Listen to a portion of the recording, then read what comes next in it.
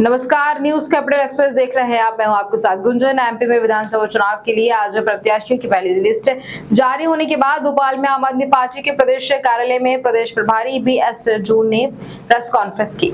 उन्होंने घोषित सभी प्रत्याशियों को शुभकामनाएं और जीत की अग्रिम बधाई दी। प्रदेश प्रभारी BS जून ने कहा है कि मध्य प्रदेश में विधानसभा चुनाव करीब है। आम आदमी पार्टी अपनी पूरी ताकत से चुनाव की तैयारी में जुटी है। कल पार्टी ने 10 सीटों पर अपने प्रत्याशी घोषित कर दिए हैं और हमने इन सीटों पर जिताऊ उम्मीदवारों को मौका दिया है।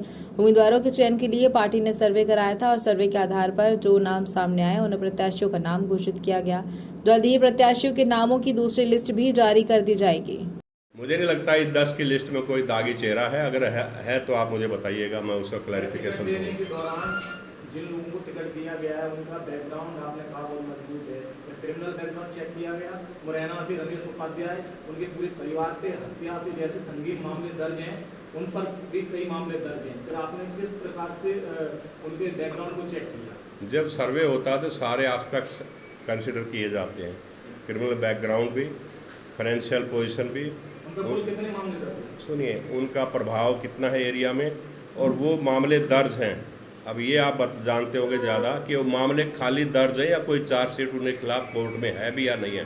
दूसरे सुनिए, और अगर चार्जशीट है तो उसमें आज तक उनकी किसी में सज़ा हुई या नहीं हुई, क्योंकि अगर मान लिया किसी की 2 साल की सज़ा कानून में हो जाती है, उस आदमी का भी चुनाव लड़ने का अधिकार है।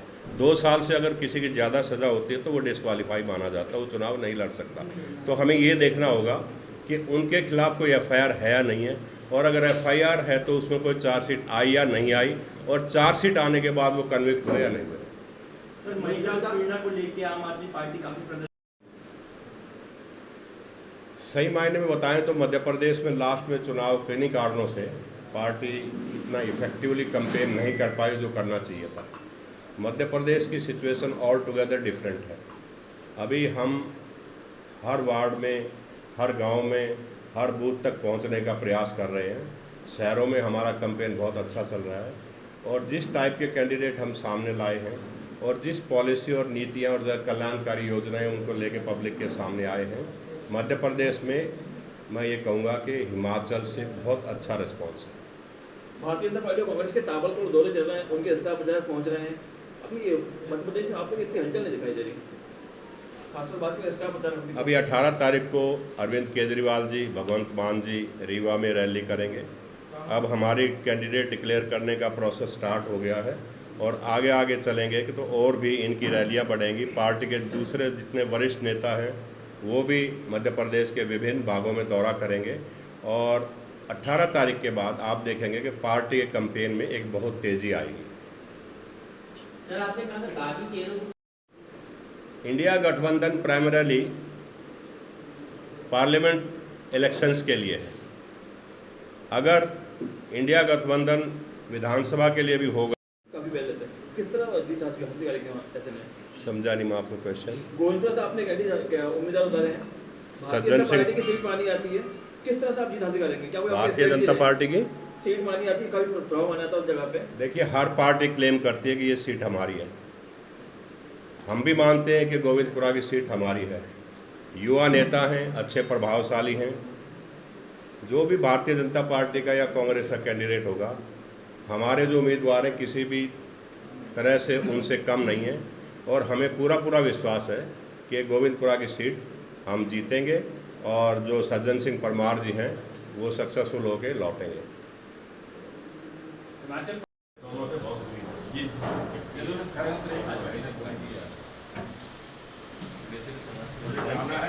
आप लोग इनका आश्वस्त हैं कि जिस टाइप के कैंडिडेट हम दे रहे हैं, आम आदमी पार्टी बहुत ज़ोर शोर से चुनाव लड़ने जा रही है, और आम आदमी पार्टी के जीतने की संभावना भरपूर है।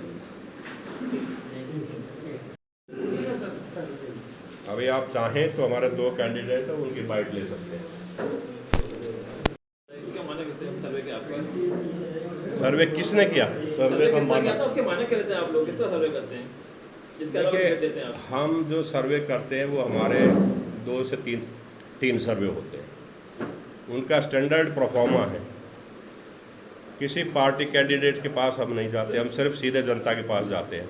और पिछले जो 3 चुनाव उनको भी हम एनालाइज करते हैं, उसके आधार पे जो है सर्वे रिपोर्ट तैयार होती है और आप देखेंगे कि बहुत ही अच्छी एक फ़िल्टर होकर रिपोर्ट हमारे सामने आती है कैंडिडेट्स के बारे में।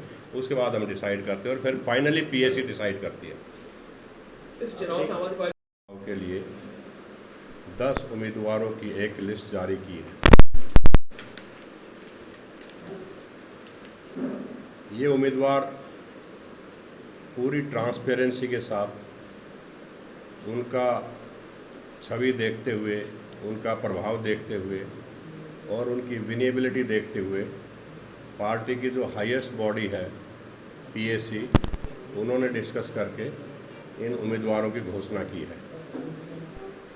मैं आपको, क्योंकि आप लोगों के पास सर्कुलेट पहले से भी हो चुकी होगी मीडिया में, फिर भी मैं नाम पढ़ के सुना देता हूँ।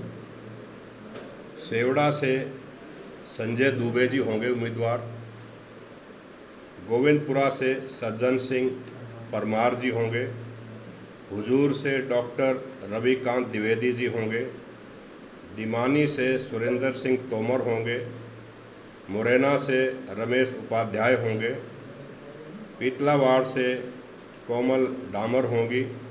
सिरमौर से श्रीमती सरिता पांडे जी होंगी। सिरोंज से श्री आई.एस. मौर्य होंगे। चुरहाट से अनेंद्रा गोविंद मिश्रा राजन मिश्रा जी होंगे और महाराजपुर से रामजी पटेल इंजीनियर पार्टी ने उम्मीदवार घोषित किए हैं। 10 उम्मीदवारों की ये लिस्ट है। बहुत जल्द बाकी जितने और भी नाम जल्द ही हम आपके सामने लाएंगे, घोषित करेंगे। हमें पार्टी को पूरा यकीन है, विश्वास है कि ये लोग अपने अपने क्षेत्र में काफ़ी प्रभावशाली लोग हैं और आगामी चुनाव में इनको जीत हासिल होगी। सभी उम्मीदवारों का चयन जो है, उनकी अपनी छवि, उनका जो सर्वे रिपोर्ट आई उस पे और जो उनका प्रभाव है एरिया में और जीतने के चांसेस हैं, उसके आधार पर ये पार्टी ने निर्णय लिया है। जी हैं, सिरोन से हैं, हमारी पार्टी के स्टेट के उपाध्यक्ष। बहुत बहुत बधाई हो आपको, शुभकामनाएं। ये सज्जन सिंह परमार जी हैं, गोविंदपुरा से पार्टी ने इनको उम्मीदवार बनाया है। यंग नेता है और बहुत एग्रेसिवली कैंपेन अभी कर रहे हैं और आगे भी करेंगे और हमें पूरी संभावना है कि जीत कर वापस आएंगे। आपको भी बहुत बहुत बधाई और शुभकामनाएं।